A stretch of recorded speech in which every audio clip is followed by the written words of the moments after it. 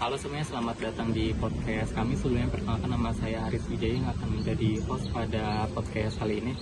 Jadi pada hari ini kita akan membahas tema yang sangat penting bagi dunia akukultur, yaitu tentang sistem bioblok terhadap pertumbuhan dan juga kualitas air pada budidaya ikan nila di kolam terpal. Baik, kita lanjut saja. Jadi pada kesempatan kali ini saya sudah bersama dengan salah satu narasumber kita, yaitu saudara Holilur. Mungkin kita bisa lanjut ke dalam inti pembicaraan tentang bioblok.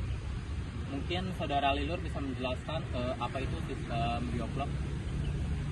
Sistem bioblok merupakan metode budidaya yang memanfaatkan bakteri dan organisme untuk menghasilkan gumpalan vlog agar bisa menjadi makanan pada ikan.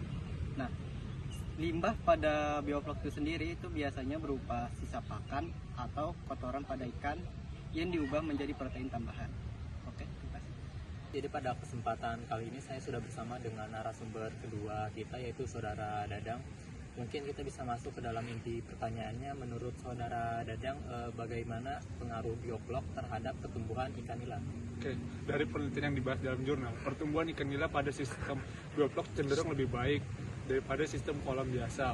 Hal itu karena ikan mendapat tambahan nutrisi dari blok yang terbentuk di dalam kolam. Mungkin saudara Dadang bisa memberikan contohnya, kira-kira contohnya itu seperti apa?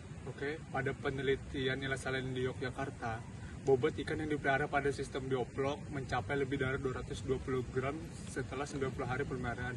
Selain itu, nilai FCR atau rasio konversi pakannya juga rendah, sekitar 1,6. Itu menunjukkan bahwa penggunaan pakannya lebih efisien. Jadi semakin kecil nilai FCR itu mungkin semakin bagus ya?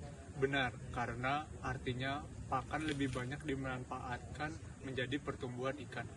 Baik, kali ini saya sudah bersama dengan narasumber ketiga kita, yaitu saudara Gindam. Jadi kali ini kita akan membahas tentang kualitas air.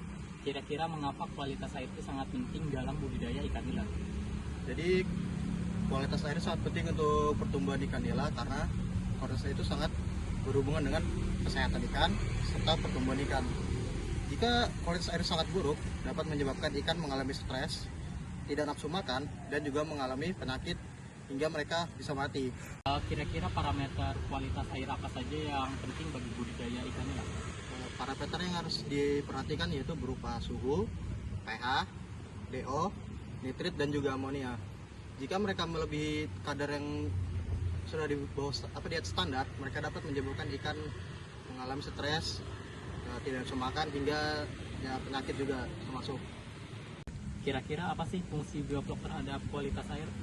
Fungsi bioblok untuk kualitas air itu bisa berupa mengurangi amonia pada air, sehingga amonia yang terlalu tinggi itu bisa dapat dikurangi. Nah, karena kalau amonia terlalu tinggi dapat menyebabkan racun bagi para ikan. Oh, berarti bioblok itu bisa membantu mengurangi pencemaran air? Ya, benar sekali. Jadi kali ini saya sudah bersama dengan narasumber keempat, yaitu saudara Zulkifli.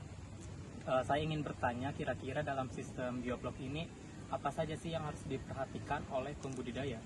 Yang paling penting adalah erasinya dan kualitas air. Dalam sistem bioblok, aerasi harus terus menyala apabila supaya oksigen itu cukup untuk ikan dan bakteri. Kira kenapa sih aerasi itu adalah salah satu faktor yang paling penting? Yang paling penting adalah aerasinya dan kualitas airnya. Dalam sistem bioblok, aerasi harus terus menyala apabila supaya oksigen itu cukup untuk ikan dan bakteri. Kira-kira selain aerasi itu apalagi sih? Biasanya digunakan molase atau gula dalam sistem karbon. Untuk biasanya biotik biasanya digunakan untuk bakteri SP. Dan kira-kira kenapa sih lebih banyak orang tertarik menggunakan bioblok dengan sistem kolam terpal? Karena biasanya praktis, murah, dan mudah dibersihkan. Oke, di sini saya sudah bersama dengan narasumber terakhir, yaitu narasumber kelima, yaitu saudari Gloria. Jadi di sini saya ingin bertanya, apa keuntungan utama budidaya ikan nila dengan sistem bioblok? Nah, keuntungannya cukup banyak. Yang pertama itu pemanfaatan pakan bisa lebih hemat karena biasanya ikan memanfaatkan vlog sebagai makanan tambahan. Terus yang kedua, kualitas air bisa lebih stabil Nah, untuk yang ketiga itu tingkat kelangsungan ikan juga bisa lebih tinggi. Kira-kira berapa sih tingkat kelangsungan hidupnya menurut jurnal? Pada jurnal yang sudah dibaca, tingkat kelangsungan hidup ikan nila dengan bioflok bisa mencapai sekitar 98%, sedangkan tanpa bioflok bisa lebih rendah. Berarti cukup jauh ya perbandingannya. Ya karena kondisi lingkungan budidayanya yang lebih baik dan ikan tidak mudah stres maupun terserang penyakit. Oke, kali ini saya ingin bertanya kembali kepada narasumber-narasumber sebelumnya, apakah budidaya ikan nila dengan sistem bioflok ini sangat bagus diterapkan di Indonesia? Baik, kali ini saya ingin bertanya kembali kepada narasumber kita. Menurut kalian apakah sangat cocok sistem bioflok diterapkan di budidaya ikan nila di kolam terpal di Indonesia? Ya, menurut saya sangat cocok karena Indonesia memiliki suhu yang mendukung untuk pertumbuhan mikroorganisme bioflok. Kira-kira menurut tanggapan saudara Dadang seperti apa? Selain itu, permintaan pasar ikan nila sangat tinggi dan juga potensinya besar. Selanjutnya kita ke tiga narasumber lainnya. Kira-kira menurut saudara Gindam apa tanggapannya? Bisa saja, namun harus selalu diperhatikan kualitas airnya setiap saat agar tidak berpengaruh pada ikannya. Oke, sekarang kita ingin mendengarkan tentang tanggapan saudara Zulkifli. Menurut saya bioflok itu perlu analisis dan kualitas air yang baik. Dan yang terakhir mungkin kita akan mendengarkan tanggapan dari saudari Prima Yuni Gloria. Nah, kalau menurut saya, kalau dikelola dengan baik, sistem bioflok itu bisa meningkatkan hasil produksi dan juga mengurangi biaya budidaya. Baik, dari pembahasan hari ini dapat disimpulkan bahwa sistem bioflok memiliki pengaruh besar terhadap budidaya ikan nila di kolam terpal.